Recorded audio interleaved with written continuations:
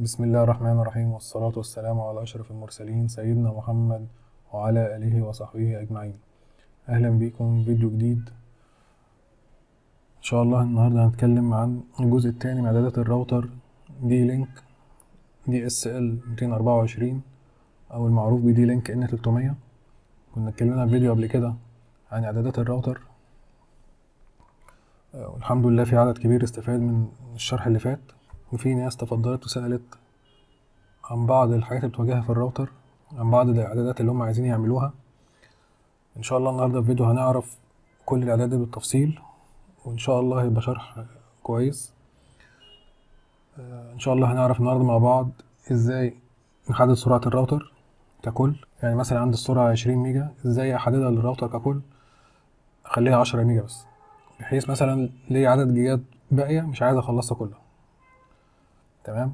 ازاي احدد سرعة لكل مستخدم عن طريق الاي بي بتاعه، ازاي احظر مستخدم معين عن طريق الاي بي او الماك ادريس بتاعه، ازاي احظر موقع او رابط معين، فازاي نعدد عدد المستخدمين للراوتر ككل. ان شاء الله كل ده هنعرفه النهارده مع بعض، وان شاء الله يا رب تستفادوا.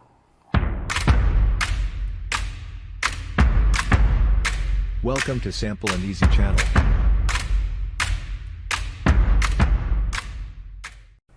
بسم الله الرحمن الرحيم. هنبدا مع بعض ندخل على الراوتر، هنكتب عنوان الراوتر بتاعنا جيت واي 192.168.1.1 على حسب انت عامله ايه. هنكتب اليوزر نيم بتاعنا والباسورد، يوزر او ادمن مفيش اي مشكله. ونعمل لوج ان، ندخل مع بعض على تايم اند ديت. هنحتاج نعدل او نعمل ضبط للتاريخ والوقت اللي هما مش مظبوطين. انا اعملها مثلا كوبي كمبيوتر تايم، يعني ياخد نفس اعدادات الوقت والتاريخ للكمبيوتر بتاعي. انت ممكن تعملها مانيولي يدوي مفيش مشكله، او ممكن تختارها تبع السيرفر شركه الانترنت اللي انت تبعها. بعد كده تعمل ابلاي تشينج، وكده يبقى انت غيرت التاريخ والوقت عندك على الجهاز. تمام. بعد ما عملنا ضبط الوقت والتاريخ، دلوقتي عايزين مثلا نعمل حظر لاي بي معين او جهاز معين على الشبكه، بحيث ما يدخلش على الراوتر او يستخدم الراوتر او الانترنت بتاعنا. طيب احنا دلوقتي عايزين نعرف الاي بي بتاعه او الماك ادريس بتاعه. ازاي نعرفه؟ قدامنا طريقتين. اول طريقه من الراوتر نفسه، وتاني طريقه عن طريق ابلكيشن بينزل على الموبايل اسمه فينج FING، وده من خلاله بنعمل اسكان للاجهزه اللي معانا على الشبكه، ويجيب لك كل الاجهزه بما فيهم الراوتر كمان، بيظهر واخد اي بي كام والماك ادريس كام بتاعه كام. تمام. وان شاء الله برضو في شرح هينزل قريب للبرنامج ده. دلوقتي لو عايزين نعرف من خلال الراوتر الاجهزه اللي اتصلت بالراوتر، ندخل على ستيتس من هنا،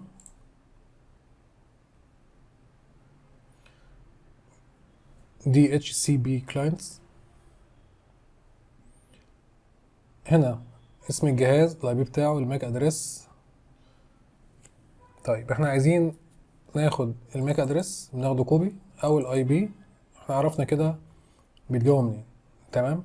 طيب هيبدا اول خطوه معانا ان شاء الله ازاي نعمل حظر للجهاز ده. تمام. في جهاز معين دخل على الشبكه بتاعتنا ومش عايزين يدخل تاني، او في اجهزه معينه عايزين هي بس تدخل على الشبكه.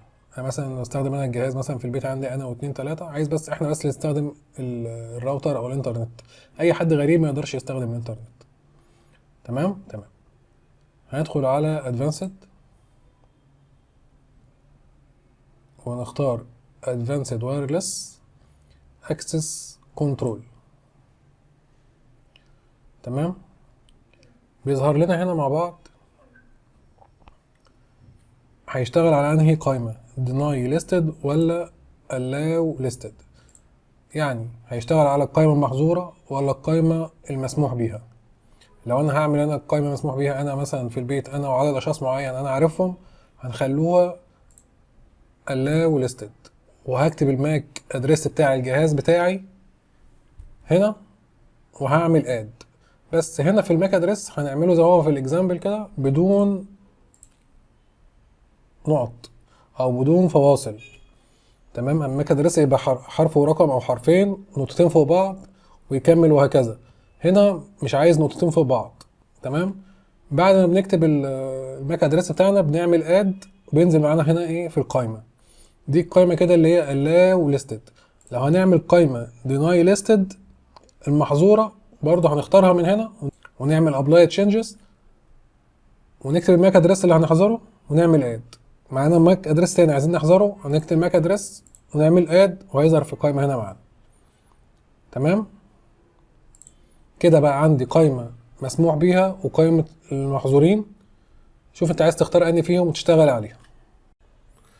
دلوقتي عايزين نحدد وقت معين لجهاز معين يشتغل فيه انترنت.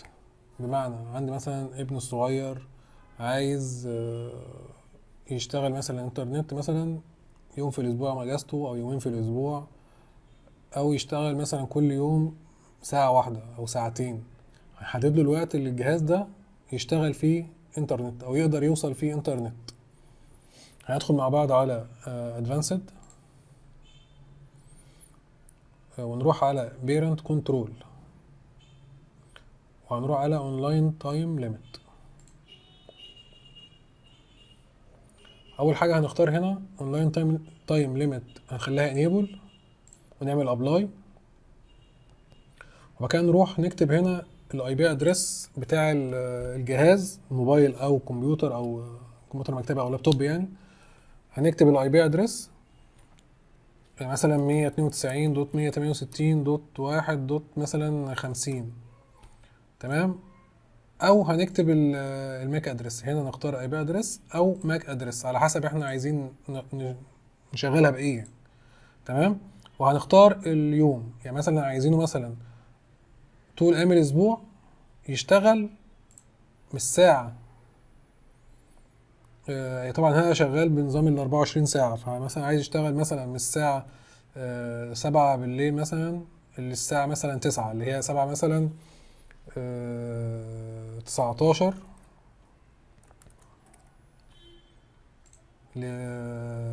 للساعة 9 اللي هي 21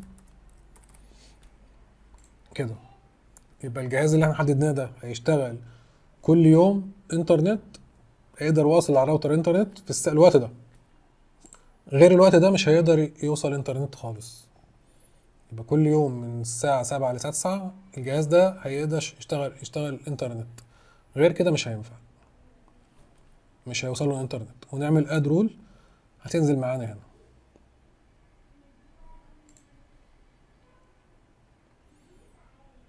تمام. طبعا عايز الغي الموضوع ده خالص او الغي الاي بي ده، هنعمل ديليت كده. الرول اللي احنا عملناها للجهاز ده اتحذفت يعني.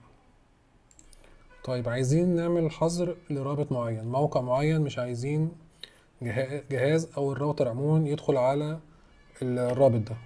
برضو من بيرنت كنترول يو ار ال بلوك.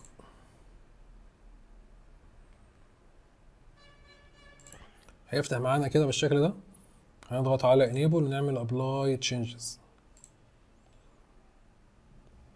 تمام. هنكتب له هنا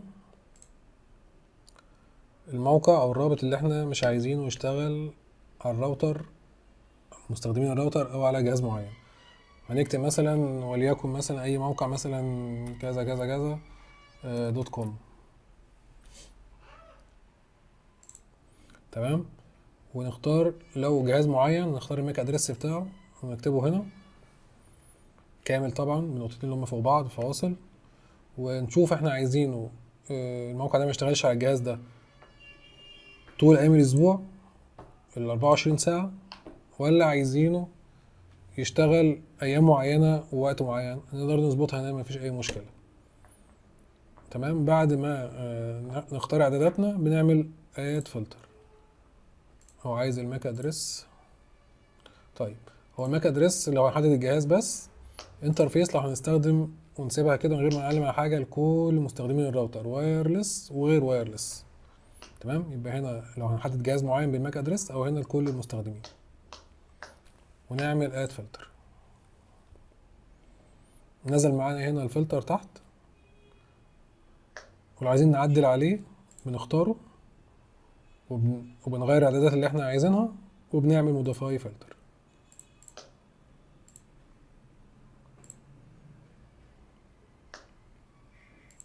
يبقى كده احنا عرفنا ازاي نعمل حظر رابط معين من الراوتر او من على جهاز معين يوم في الاسبوع او طول يوم الاسبوع، وقت معين او طول اليوم. طبعا لو عايزين نحذفه بنعلم عليه كده وبنعمل ديليت. دلوقتي هنعرف مع بعض ازاي نحدد سرعة الراوتر ككل او سرعة لمستخدم معين او عدد مستخدمين معينين. اول حاجة قبل ما نعمل كده هندخل الاول نقيس سرعة النت بتاعتنا كام. هندخل على جوجل ونكتب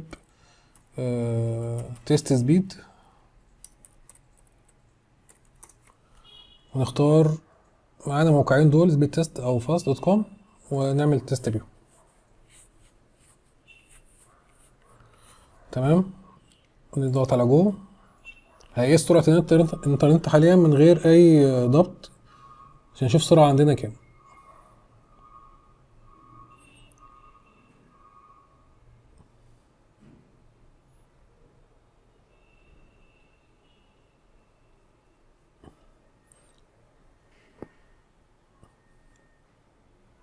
انا السرعة عندي على الراوتر اريا 16، هو دلوقتي بيقول لي سرعة الداونلود 8 ميجا و79%، والابلود يعني حوالي 1 ميجا او كده، مش هيكمل يعني.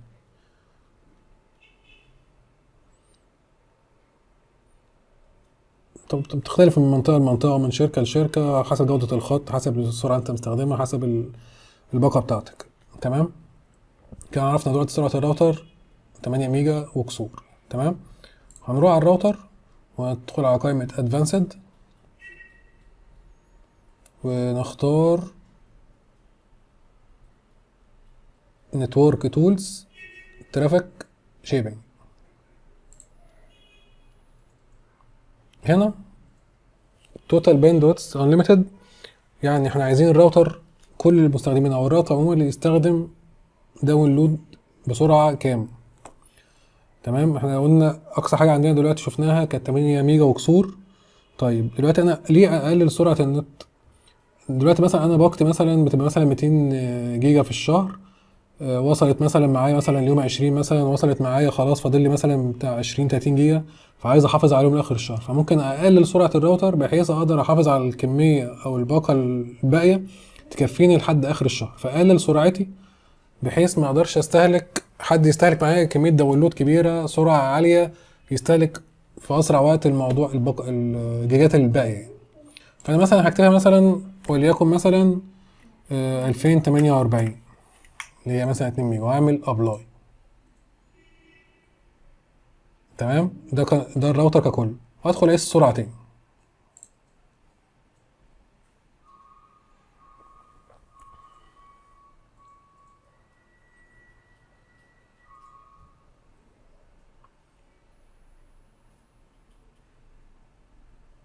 هو كده المفروض مش هيعدي ال 2 ميجا عشان محددها له 2048، كان المفروض ما يعديش ال 2 ميجا. وكده فعلا داونلود يعني 81%، يعني ما عداش فعلا ايه ال 2 ميجا. الابلود احنا ما كتبناش اي حاجه في الابلود، وعشان كده مش هيفيش اي تعديل في الابلود اللي احنا شفناه المره اللي فاتت، بس الداونلود اتغير زي ما احنا عملناه. تمام، هنرجع تاني. طبعا انا هعدلها كده 0، يعني هرجعها تشتغل بالباقة كاملة، يعني بسرعة كاملة. طيب ازاي احدد سرعة لجهاز معين او موبايل معايا على الشبكة، لابتوب، كمبيوتر، عايز احدد له السرعة بتاعته؟ هندخل من هنا نفس القائمة بتاعتنا، بس هندخل على القائمة اللي تحت نعمل اد. تمام، هنختار من هنا الاعدادات الانترنت اللي انا شغالها. يعني ممكن ابقى شغال VDSL او ADSL. انا شغال على انهي حاجه؟ انا شغال مثلا على دي. طب انت عايز تعرف انت شغال على انهي واحده؟ هندخل مع بعض على سيت اب وانترنت، وندخل على channel configuration ونشوف احنا ايه اللي عندنا الاعدادات الاب. دي. اي اعداد تانية يدون فمش الراوتر مش قايم بيها، ده اللي قايم بيها. دي الاعدادات اللي شغاله حاليا VDSL، ده اللي شغاله من الشركه حاليا اللي هي عندي بالاسم ده. تمام. فهرجع تاني لقائمه ادفانسد، انا كده عرفت شغال بانهي اعدادات، وادخل على نتورك تولز ترافيك شيبنج، واعمل اد زي ما قلنا، واختار الاعدادات دي. انا دلوقتي الجهاز بتاعي اي بي بتاعه 6 على اللابتوب، هكتبه هنا. تمام. وهقول له عايز سرعة الجهاز ده الاي بي ده تكون ميجا 1024 فقط. لا سوري، داونلود 1024.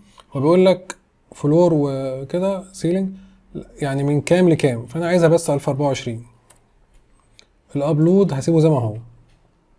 يبقى كده اخترت اعدادات الشبكه الانترنت الراوتر اللي انا شغال بيها، اخترت الاي بي بتاع الجهاز اللي انا عايز احدد له السرعه، اخترت سرعه الداونلود اللي عايز الجهاز ده يشتغل بيها.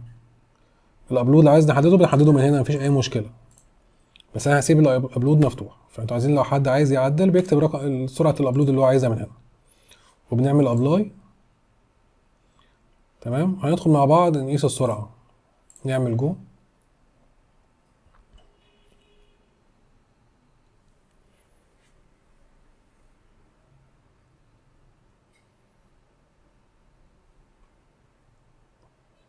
كده بس سرعتي انا الجهاز بتاعي اللابتوب قاري سرعه كام.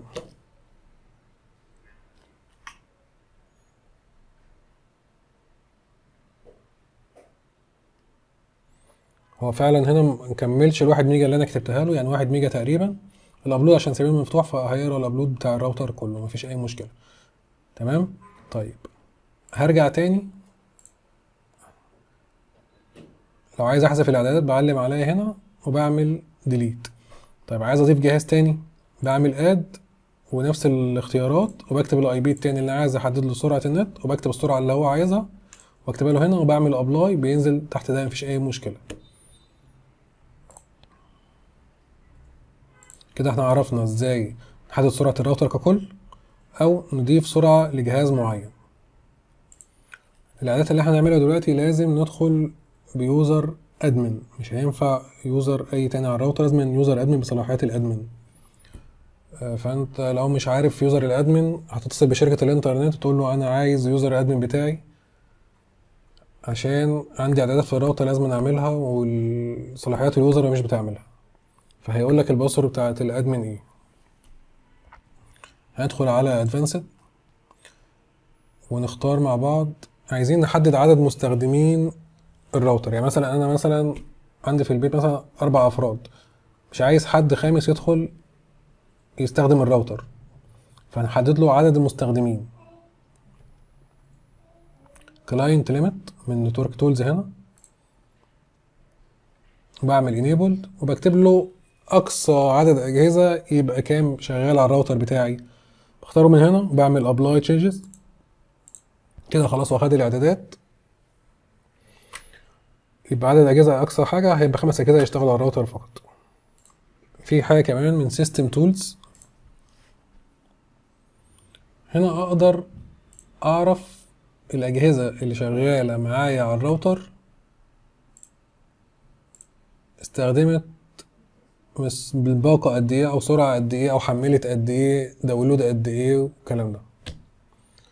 الجهاز بيظهر بالاسم بتاعه اللي واخده والماك ادريس، بيظهر هنا الداون ستريم والاب ستريم، اشتغل قد ايه، خد ترافيك قد ايه. هنا بنختار لو عايز نختار جهاز معين يجيب لي اعداداته، هنا بيجيب لي ديلي على مدار اليوم ولا ساعة ولا دقيقة. لو جبنا له دقيقة يبقى الشكل عامل كده. لو اخترنا جهاز معين مثلا ده، الشكل عامل كده. الازرق ده واللبني ده داونلود وده الابلود. كده نعرف كل جهاز استهلك قد ايه.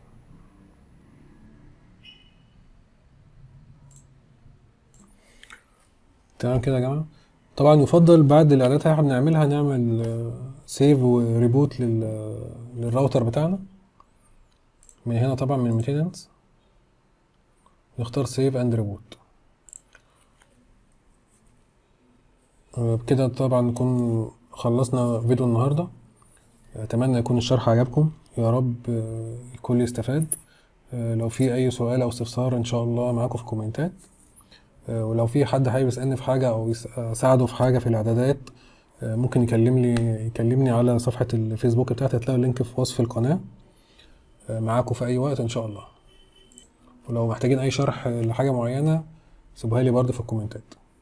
شكرا جدا على حسن المتابعة، واشوفكم على خير ان شاء الله. السلام عليكم ورحمة الله وبركاته.